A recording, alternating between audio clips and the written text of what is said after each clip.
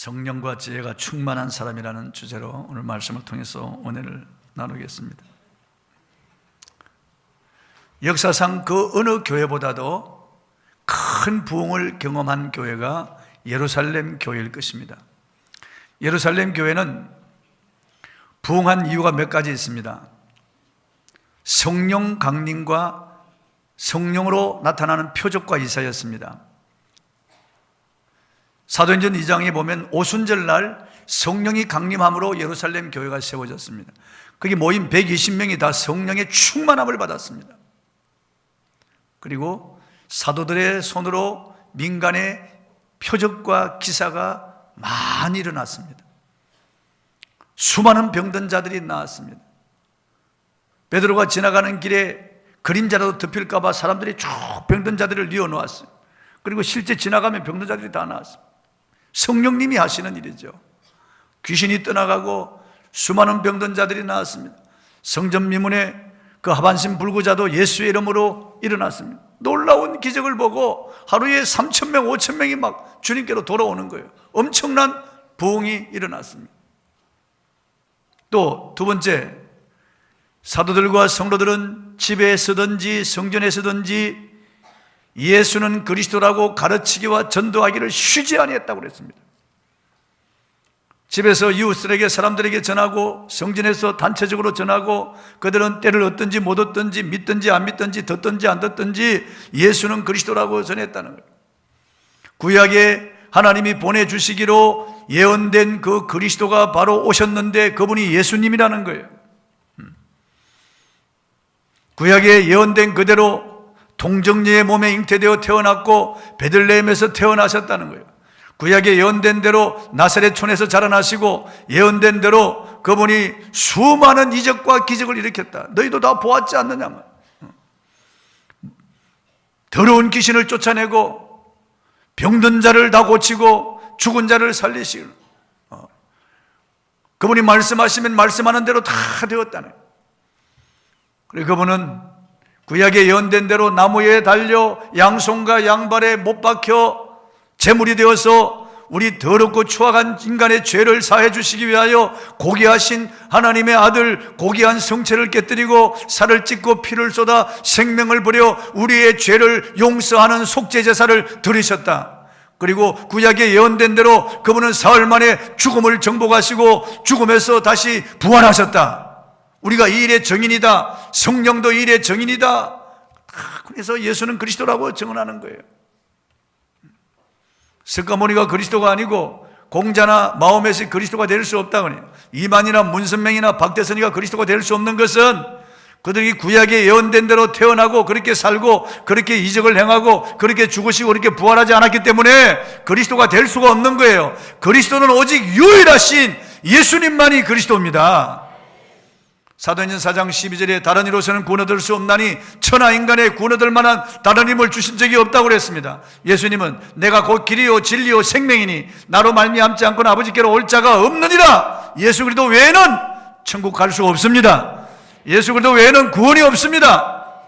죄사함 받는 길도 예수 그리스도, 내가 어렵게 되는 길도 예수 그리스도, 영원한 생명을 얻는 것도 예수 그리스도, 하나님의 자녀 되는 것도 예수 그리스도, 천국 들어가는 길도 예수 그리스도, 부활하는 것도 예수 그리스도, 이 땅에서 평안을 얻고 잘 되는 것도 예수 그리스도. 그분 외에는 구원도 없고 평안도 없고 행복도 없습니다. 예수 그리스도. 그래서 사도들과 성도들은 집에서든지 성전에서든지 예수는 그리스도라고 가르치기와 전도하기를 쉬지 아니했다고 했습니다. 그러니까 교회가 엄청나게 부흥하는 거죠. 주께서 구원받는 사람을 날마다 더하게 하시는 거예요. 날마다 더하게 하시는 거예요. 그래서 예루살렘 시민이 그때 20만 명이었는데 10만 명이 주님께로 돌아왔어요. 엄청난 그런 부흥이 일어난 거죠. 그런데 이렇게 부흥하니까 마귀가 시기하여 아나니아 삽비라 부부를 통해서 시험했죠. 이번에는 또한 구제하는 일을 통해서 또 시험거리가 생깁니다. 본문 1절 한번 읽어보겠습니다. 시작. 그때 제자가 더 많아졌는데 헬라파 유대인들이 자기 가부들이 매일의 구제에 빠짐으로 히브리파 사람을 원망하니, 보세요, 교회 안에 이런 원망이 일어났습니다. 구제 때문에 시비가 일어나고 구제 때문에 서로 원망이 일어났습니다. 교회는 별의별 사람이 다 모이잖아요. 그렇기 때문에 교회는 시비거리가 있을 수 있고 원망거리가 있을 수 있는 거예요. 그러나 교회에서 시비하고 원망해서는 안 되는 거예요. 교회는 거룩한 공동체이기 때문에 이러한 죄성이 표출되어서는 안 되는 겁니다. 그런데 이 초대교회에 엄청난 부흥이 일어난 이 교회에 시비가 생기고 원망이 생겼습니다. 헬라파 유대인들이 히브리파 유대인들을 원망하는 거예요. 왜 그렇습니까? 구제 때문에요. 자, 보세요. 주전 721년에 북이스라엘이 아수르에서 멸망을 당했습니다. 그래서 아수르의 포로로 끌려갔습니다. 그래서 아수르 사람들이 자기 나라, 이 깡패 이런 사람들을 그 나라에 심어가지고 강제 결혼하도록 해가지고 그게 혼혈들이 생겼어요. 그때 북이스라엘 사람들이 뿔뿔이 다 흩어졌습니다. 남쪽 유다 왕국도 주전 586년에 바벨론의 느부갓네살 왕에게 의해서 침공을 당하고 멸망당했습니다. 다 포로로 끌려가고 흩어져 애굽으로 도망가고 그리고 지중해 건너서 그리스로 도망을 갔습니다. 그래서 흩어진 유대인들을 디아스포라라고 합니다. 그래서 헬라 문화에 적고 그리스 언어를 하는 사람들, 그 사람들이 헬라파 유대인들이에요. 그들이 본국으로 돌아와서 이제 예수를 믿게 되었습니다. 그러네 본국에서 태어나서 본국의 히브리 문화 그리고 아람어를 하는 히브리파 유대인들이 있고 그리고 해외 나가서 살았던 헬라파 유대인들이 있는 거예요. 이 사람들이 다 예수를 믿고 한 교회에서 서로 공동체를 이루고 있는데 성도들이 헌금하는 것을 가지고 그때 가부들은 그때 생계가 곤란하니까 가부들 구제했단 말이에요. 그러니까 헬라파 유대인들이 자기 가부들이 구제에 빠짐으로 매일 구제에 빠짐으로 히브리파 유대인들을 원망했다는 거예요. 저는 이 말씀을 보면서 사도들이 그렇게 헬라파 유대인들을 일부러 빠뜨렸다고 생각하지 않습니다. 실수할 수도 있는 거죠. 아니면 오해할 수도 있는 거죠. 그런데 이 사람들이 들고 일어나는 겁니다. 그래서 원망하고 불평하기 시작하는 거예요. 여러분, 유대인들이 참 파당이 많습니다. 유대인들이 지역 감정이 좋지 못해요. 사마리아 사람들하고 상종을 하지 않습니다. 비록 피가 섞였지만 같은 동족 아니에요. 우리나라는 지금 캄보디아에서 온 이주 여성들이 2만 명이 넘습니다. 그리고 베트남, 태국, 그리고 기타 우즈베키스탄 온 나라에서 이주 여성들이 와가지고 우리 한국 남자들하고 결혼해서 거기 태어나는 자녀들이 많습니다. 근데 그 이주 여성들을 우리가 박대하면 어떻게 되겠어요? 그 태어난 아이들을 우리가 멸시하고 박대하면 어떻게 되겠어요? 그럴 수 있나요? 그런데 유대인들은 사마리아 사람들을 상종하지 않습니다. 같은 피를 나눈 형제들인데도. 그리고 나다나엘 같은 사람 보세요. 나사렛에서 무슨 선한 것이 나겠느냐? 지역 감정을 가지고 말하는 걸 볼 수 있습니다. 서로 지역 감정이 안 좋아요. 유대인들 못지않게 우리 한국 사람들도 분파주의가 강합니다. 우리나라는 정당을 너무 쉽게 만들고 너무 쉽게 갈랐습니다. 선거철만 되면 당명을 갈아치웁니다. 철새 정치인들이 얼마나 많은지 알 수 없습니다. 미국에는 100년이 지나도 당이 2개밖에 없는데 우리 한국은 100년도 되지 않았는데 100개 이상이 생기고 100개 이상이 없어지니까 얼마나 분파주의가 심한지 알 수 없습니다. 우리나라는 망국적인 지역 감정이 생겨서 서로 간에 상처를 안고 살아갑니다. 선거철만 되면 지역 감정을 부추기는 정치인들이 이 이기심과 욕심이 동서간 갈등과 대립을 만들어 놓았습니다. 민속학자들의 말에 의하면 우리 한국 사람들은 모두 50촌 안에 들어간다고 합니다. 제 어머니는 성이 윤가이고 제 할머니는 김해김씨 성이 김가이고 제 정조모는 성이 조씨입니다. 여러분들 할머니들을 이렇게 쭉 거슬러 올라가 보면은 모든 성들이 다 있기 마련이에요. 그래서 우리는 다 이렇게 50촌 안에 들어갑니다. 박창근 장로님과 저도 50촌 안에 들어가고 우리 진만식 장로님과 저도 50촌 안에 들어갑니다. 다 우리는 다 한 민족이에요. 너무 가까워요. 우리는요. 저는 경상남도 거제도에서 태어났어요. 제 아버지 원적은 함경북도 웅기예요. 우리 정조모가 우리 할아버지 넷을 데리고 중국으로 건너가서 거기서 3대를 살았어요. 우리 아버지는 중국에서 그렇게 살고 우리 어머니도 중국에서 결혼했습니다. 그런데 해방되고 난 다음에 이렇게 월남해가지고 태어난 곳이 거제도예요. 우리 아버지 원원적은 웅기예요. 그리고 저는 경기도 광주이가예요. 근데 또 제 제보들은 다 전라도 사람들이에요. 제 사돈들도 다 전라도 사람들이에요. 얼마나 우리가 가까운지 알 수 없어요. 그런데도 불구하고 동서간에 갈라져서 경상도, 전라도 서로 갈등하고 대립하고 다투게 만드는 것은 마귀가 하는 짓이죠. 전라도에 사는 밀항박 씨라든지 경주 김 씨라든지 안동 김 씨, 안동 권 씨 같은 사람은 조상이 경상도 사람이에요. 경상도에 사는 전주 씨라든지 광산 김 씨 같은 사람은 조상이 전라도 사람이에요. 다. 아니 우리가 다 얼마나 가까운 한 민족인데 정치 노름에 놀아나고 이 사람들 때문에 민족 감정, 지역 감정이 생겨서 서로 어르렁거린다고 하는 것은 이건 있을 수 없는 일이죠.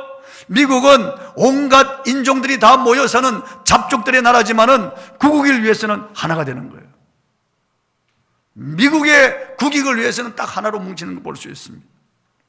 마귀는 어찌하든지 갈라서게 하는 겁니다. 이 초대교회가 정말 성령 충만한 교회고 크게 부흥한 교회인데 마귀가 역사에서 서로 시비하고 원망하게 하는 거예요.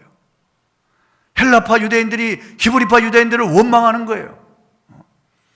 자기 가부들이 매일 구제에 빠진다고 하는 겁니다. 오해에서 비롯된 거죠. 실수할 수가 있는 것이고 오해할 수 있는 것인데 소문이 퍼지면서 삽시간에 교회 안에 이런 심각한 문제가 일어나게 된 겁니다. 마귀는 소문을 통해서 수군수군하고 사람들의 마음속에 이런 시비거리를 넣고 원망거리를 넣는 거예요. 그래가지고 교회 안에 분란을 이렇게 뒤집어 버리는 거예요. 이 마귀가 하는 짓이죠. 여러분, 우리는 오해해서는 안 되겠습니다. 진리 싸움이 아니면 우리는 절대 서로 갈라서서는 안 돼요. 모든 것은 우리가 허물을 덮어주고 인내하고 참아야 됩니다. 그리고 형제를 서로 불쌍히 여기고 용서하고 남을 나보다 낮게 여기고 존경하기를 먼저 하고 형제 우애를 가지고 서로 사랑해야 됩니다. 시비하고 원망하고 불평하고 수군수군하고 다투고 갈등하고 대립하고 분열하면은 마귀만 좋아하는 거죠. 오래전에 어느 학교에서 있었던 일이라고 합니다. 선생님이 수업하려고 반에 들어갔는데 그 반 학생들이 막 떠들고 있었습니다. 선생님이 왔는데도 학생들이 조용히 하지 않고 계속 떠듭니다. 선생님이 화가 납니다. 보니까 반장도 계속해서 옆에 학생하고 대화하고 있었습니다. 선생님이 화가 나서 안 되겠다 싶어서 반장을 이렇게 세워서 반장의 직책이 뭔지 할 일이 뭔지를 가르치려고 반장에게 물었습니다. 야, 반장, 너 이 반에 뭐냐? 너가 이 반에서 뭐냐고 말이야, 직책이. 당연히 반장입니다 하고 대답해야 되는데 반장이 네, 껌입니다 그러는 거예요. 이때 선생님은 속으로 아니 이놈이 반장이라고 대답하지 않고 껌이라니 나에게 반항을 해? 화가 난 선생님이 다시 물었습니다. 야, 너 이 반에 뭐냐? 학생이 그 반장이 또 껌입니다 그러는 거예요. 순간적으로 화가 나서 선생님이 야, 너 나와, 나하고 농담하는 거야? 그리고 뺨을 한 대 탁 때렸는데 학생 입에서 껌이 툭 튀어나와서 선생님 얼굴에 딱 붙은 겁니다. 선생님은 너 이 반에 뭐냐? 너가 반장이 아니냐? 이런 뜻으로 이 반에 뭐냐는데 학생은 이 반에 뭐 들었냐? 그렇게 들은 거예요. 그러니까 당연히 껌입니다 이렇게 말할 수밖에 없는 거죠. 이 반에 뭐냐? 예, 껌입니다. 그러니까 화가 난 선생님이 다시 야, 너 이 반에 뭐냐? 껌입니다. 그러니까 되는 거예요. 오해가 말 한마디 때문에 서로 듣는 어감에 따라서 이렇게 틀린다 그 말이에요. 초대교회가 이렇게 서로가 구제 때문에 서로 원망하고 시비가 붙어가지고 교회 안에 분란이 일어나는가, 이거 정말 큰 문제였습니다. 그런데 이것이 마귀로부터 왔다는 것을 알 수가 있는 것은 본문의 원망이라고 하는 단어는 구약에서 이스라엘 백성들이 광야에서 하나님을 원망하고 지도자 모세를 원망했던 단어와 똑같습니다. 그러므로 사탄이 개입했다는 것을 알 수가 있습니다. 교회 안에 이런 분파가 생기고 시비가 일어나고 원망이 일어날 때 성령 충만한 사도들은 이 문제를 해결했습니다. 본문 2절 한번 읽어보겠습니다. 시작. 12사도가 모든 제자를 불러 이르되 우리가 하나님의 말씀을 제쳐놓고 접대를 일삼는 것이 마땅하지 아니하니라. 사도들은 깨달았습니다. 구제하는 일에 자신들이 치우치다 보니까 말씀 사역이 소홀해졌고 기도하고 말씀 전하는 일이 소홀해지다 보니까 마귀가 틈을 타고 들어온 것을 감지했던 것 같습니다. 교회에서 구제하고 그리고 재정을 공정하게 집행하는 일 필요합니다마는 주의 종들은 그 일에 매달려서는 안 된다는 거예요. 그러면 교회 분열을 노리는 마귀가 역사하기 때문에 기도하는 일, 말씀 전하는 일에 자기들은 전무하겠다는 거예요. 성도들에게 양식을 공급하는 이 일에, 성도들의 보호를 위해서 기도해 주는 이 일에 집중하겠다는 거예요. 본문 4절 한번 읽어보겠습니다. 시작. 우리는 오로지 기도하는 일과 말씀 사역에 힘쓰리라 하니. 그랬어요. 기도와 말씀이 얼마나 중요한지 알 수 없습니다. 사도들은 깨달았어요. 우리가 기도하는 일과 말씀 사이에 소홀해지니까 이런 일이 벌어지는구나. 에베소서 6장 17절 18절에 보니까 기도와 말씀이 마귀의 강력한 진을 무력화시키는 능력이라고 그래요. 그래서 성령의 금, 곧 하나님의 말씀을 가지라고 말씀하고 있고, 무시로 성령 안에서 기도하라고 말씀하고 있습니다. 우리의 씨름은 혈과 육에 대한 것이 아니요 정사와 권세와 이 세상 어둠의 주관자들과 하늘에 있는 악의 영들에게 대함이라. 그러므로 하나님의 전신갑주를 취하라. 그래서 구원의 투구를 쓰고 의의 형배를 붙이고 진리의 허리띠를 띠고 복음의 평안에 예비한 신을 신고 믿음의 방패를 가지고 말씀의 금, 말씀 곧 성령의 금을 가지라는 거예요. 그리고 무시로 성령 안에서 기도하라는 거예요. 마귀를 물리치는 것은 기도와 말씀이라는 거예요. 그래서 사도들은 빨리 그걸 깨달았다고만. 사도행전 10장 32절 36절에 보니까 기도와 말씀을 통해서 성령이 고넬료의 가정에 성령이 임하고 교회를 세워나가는 것을 볼 수 있습니다. 기도와 말씀이 얼마나 중요한지 알 수 없습니다. 사도들만 기도하고 말씀에 전무해야 될까요? 아니에요. 우리 성도들도 다 가정의 재상들이기 때문에 기도와 말씀 전무해야 돼요. 여러분도 여러분의 가정을 세우기 위해서, 여러분의 가정의 악한 영의 역사를 막기 위해서 기도하고 말씀에 여러분들이 집중해야 돼요. 성경을 읽어야 돼요. 묵상해야 돼요. 하루에 적어도 한 장 이상 성경을 읽고 묵상해야 돼요. 지금 교회가 전체적으로 이렇게 성경을 읽어 나가는 것 얼마나 이게 귀한 일인지 알 수 없습니다. 억지로라도 성경을 읽는 게 좋아요. 성경을 계속 읽어 나가야 돼요. 계속 기도해야 돼요. 하루에 시간을 정해서 아침이든 저녁이든 적어도 최소한 10분 이상 우리 성도들이 기도하려고 해야 돼요. 원래는 1시간 기도해야 돼요. 악한 영의 공격으로부터 보호하고 승리하기 위해서 1시간 기도해야 돼요. 우리 순장들은 2시간, 교육자들은 3시간 기도해야 되는 거예요. 기도해야 되는 거예요.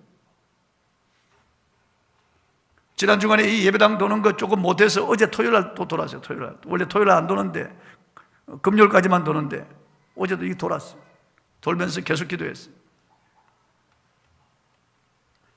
사도들은 오로지 기도하는 일에 힘쓰겠다고 했습니다. 성경을 보면은 하나님의 사역을 크게 감당했던 훌륭한 종들은 다 기도하는 사람들이었습니다. 성령은 기도하는 종들을 통해서 하나님의 능력을 부어주시는 거예요. 그 공동체 능력을 부어주시는 거예요. 기도를 통해서 축복의 통로가 되게 하시고, 기도는 강력한 고압선 전류가 흐르는 것 같아서 이 마귀의 공격으로부터 방어벽을 쳐주는 거예요. 기도는. 기도가 중요한 일이죠. 오늘날 교회가 세상으로부터 비난을 받습니다. 여기에는 목사들의 잘못이 큽니다. 저는 목사들이 세상의 언론과 방송에 오르내릴 때마다 같은 목사로서 부끄럽고 미안한 마음을 금할 길이 없습니다. 목사들도 기도하지 않으면 얼마든지 타락할 수 있고 죄를 지을 수 있습니다. 뿐만 아니라 목사가 기도하지 않으면 그 교회가 병들어요. 어느 교회 가보면은 너무 이게 교회가 병들어 있는 걸 느껴요. 영적으로. 성도들의 얼굴이 다 죽어 있는 거예요. 다 보니까. 그러니까 부흥회를 해봐도 부흥회가 되질 않아요. 사람들이 말씀을 먹으려고 하지 않습니다. 여기서 졸고 있고 저기 졸고 있고 사람들이 고개를 숙이고 있고, 그리고 말씀을 들으려고 하질 않아요. 이거 벌써 영적으로 다 죽어 있는 거예요. 그 교회 목사의 잘못이죠. 목사의 잘못이에요.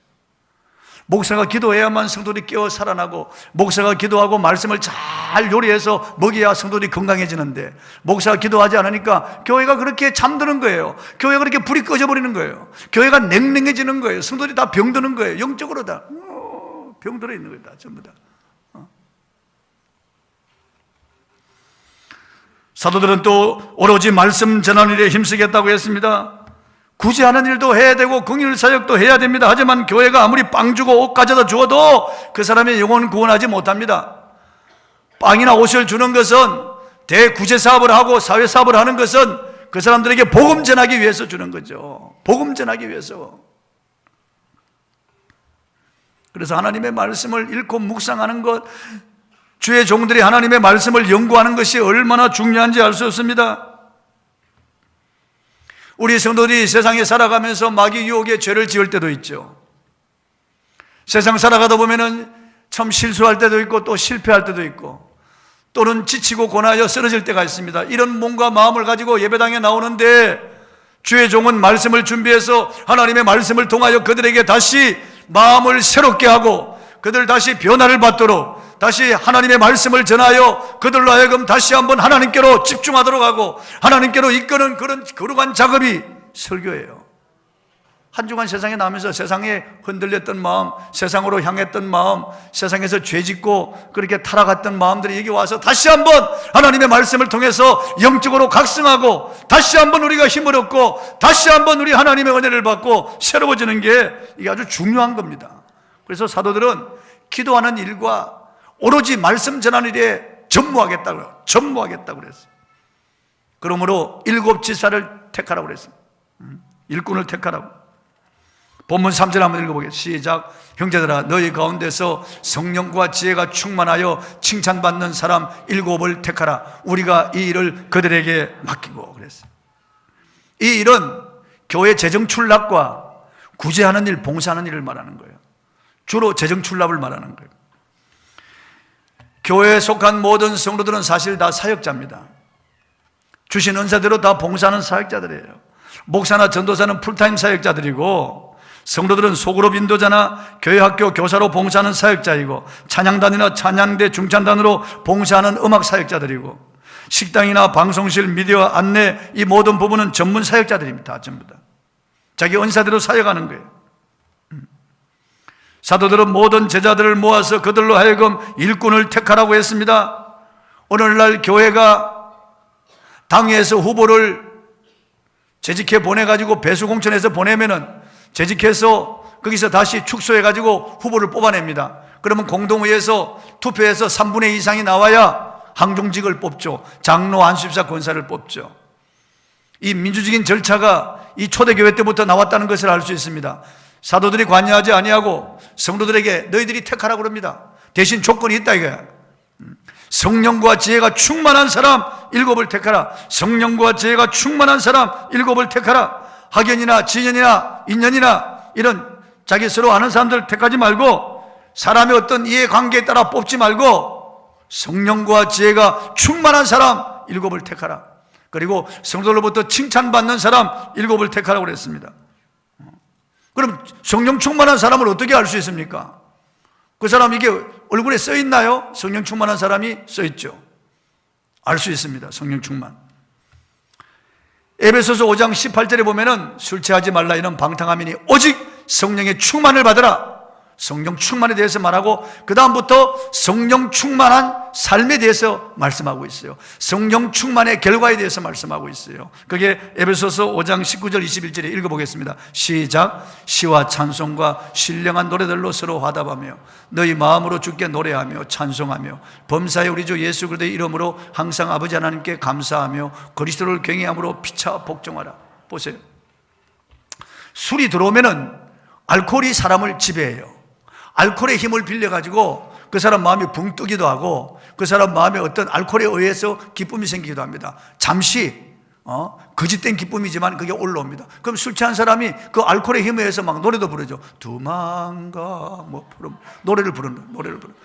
성령 충만한 사람은 그 마음에 성령이 주시는 기쁨이 있기 때문에 그 기쁨으로 마음으로 하나님을 찬양하고 입으로 하나님을 찬양하고 시와 찬미와 신령한 노래들로 서로 찬양하는 거예요.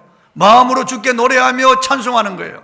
견딜 수 없는 거예요. 기쁨이 있으니까. 성령 충만한 사람은 그 마음에 주님이 주시는 기쁨이 있습니다. 그리고 범사에 우리 주 예수 그리스도의 이름으로 항상 아버지 하나님께 범사에 모든 일에 감사하는 거예요. 누가 성령 충만한 사람이냐? 기쁨이 있는 사람. 예수 믿는 기쁨이 있고 그리고 범사에 감사하는 사람이에요. 항상 그 입에서 감사하는 사람, 그 사람이 성령 충만한 사람이에요.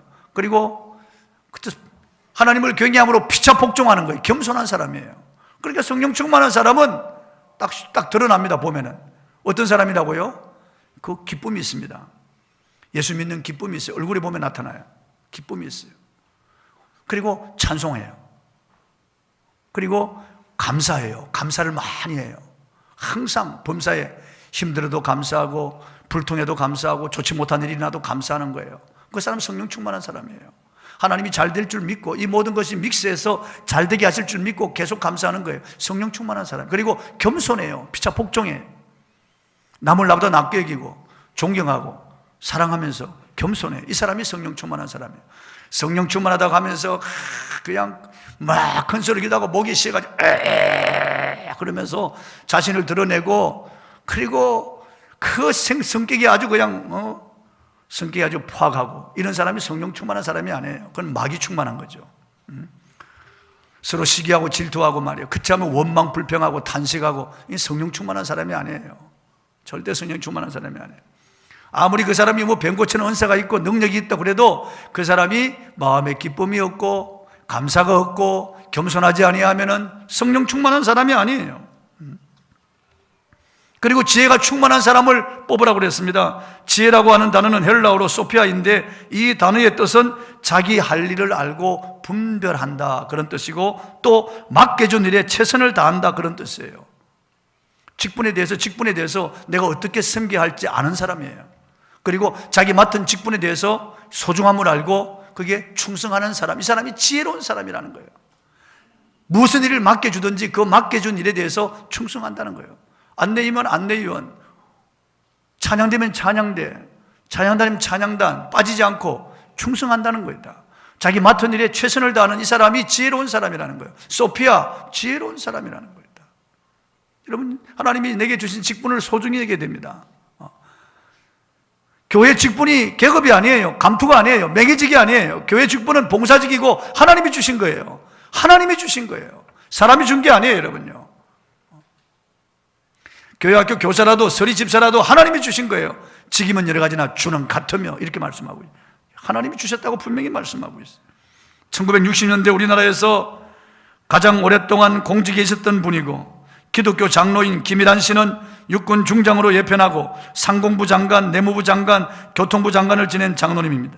한 번 어떤 목사님이 그 가정을 신방했는데 넓은 집 거실에 많은 표창장, 임명장들이 절비했습니다. 그런데 백 한가운데 누렇게 색이 바랜 볼품없는 종이 한 장이 붙어져 있었다고 합니다. 가만히 가서 보니까 그 장로님이 맨 처음 교회 서리집사 직분 받은 임명장이었습니다.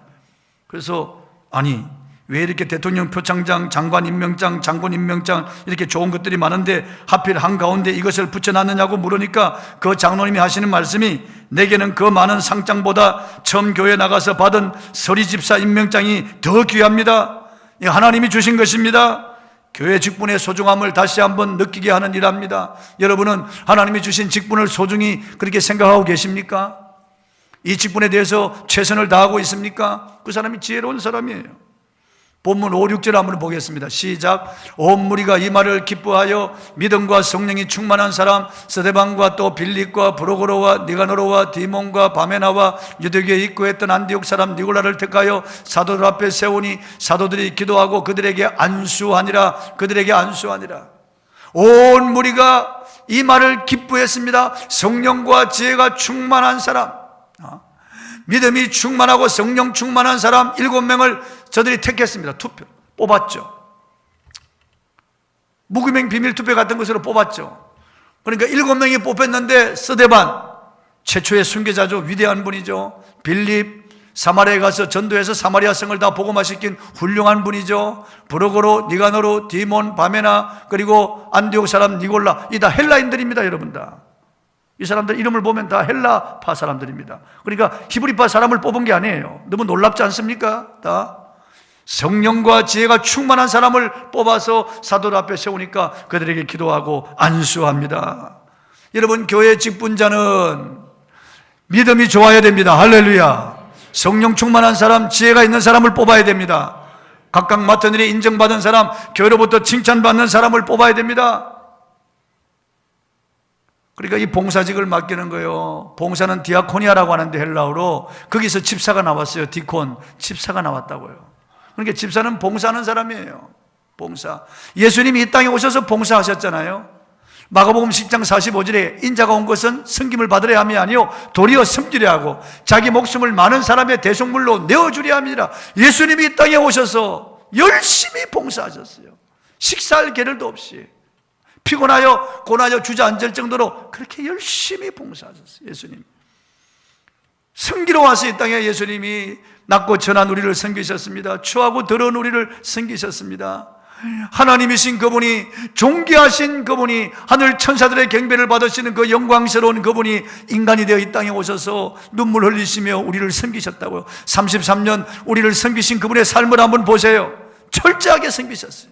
발을 씻기시고 그 어리석은 제자들을 끝까지 품으시고 섬기세요.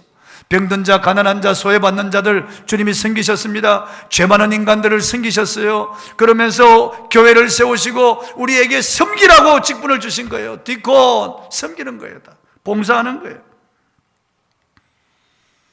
교회가 지혜롭게 문제를 해결하자 하나님께서 큰 부흥을 주셨습니다. 6절 7절 한번 읽어보요. 시작. 사도들 앞에 세우니 사도들이 기도하고 그들에게 안수하니라. 하나님의 말씀이 점점 왕성하여 예루살렘에 있는 제자의 수가 더 심히 많아지고 허다한 제사장의 무리도 이 도에 복종하니라. 이렇게 7명 교회 안수자들을 세우니까 하나님 말씀이 점점 왕성하여, 왜냐하면 사도들은 기도와 말씀에 전무하니까 말씀이 점점 왕성하여 예루살렘에 있는 제자의 수가 더 심히 많아졌다는 거예요. 심히 많아지고 허다한 제사장의 무리도 이 도에 복종한다. 그때 예루살렘의 제사장 수가 8,000명이었는데 그 중에 많은 사람들이 여러분, 제사장들은 돌아올 사람이 아니에요. 이 사람들은 사두개파 사람들입니다. 이 사람들은 영도 없고 천사도 없고 부활도 없다고 주장하는 사람, 한마디로 세속주의자들이에요. 로마에 붙어가지고 기생하는, 그저 이 땅에서 그냥 치부하며 사는 이런 사람들인데 이들이 돌아왔다는 거예요. 그들이 돌아오면 어떻게 됩니까? 유대교회에서 축출당하죠. 집안의 가문에서, 제사장 가문에서 축출당하죠. 그 인생을 포기해야 되는 거예요. 그럼에도 불구하고 허다한 제사장의 무리가 돌아왔다는 걸 뭘 말합니까? 강력하게 하나님이 역사하셨다는 거예요. 딱딱 맡은 자리에서 사도들은 기도하는 일, 말씀 전하는 일에 전무하고, 그리고 집사님들이 세워가지고 구제와 재정 출납과 봉사하는 일에 전무하니까 교회가 평안해지면서 엄청난 그런 숫자가 돌아왔다는 거예요. 우리 교회도 이렇게 되기를 바랍니다. 할렐루야. 우리 교회도 이렇게 되기를 바랍니다. 저도 더 기도하고, 저도 말씀 준비 더 하고, 저도 더 은혜롭게 여러분을 대하고 집중적으로 대하고요. 그래서 정말 우리 성도들도 각각 맡은 일에 최선을 다하고 전도해오라면 전도해오고, 그럼 우리 교회가 부흥하겠죠.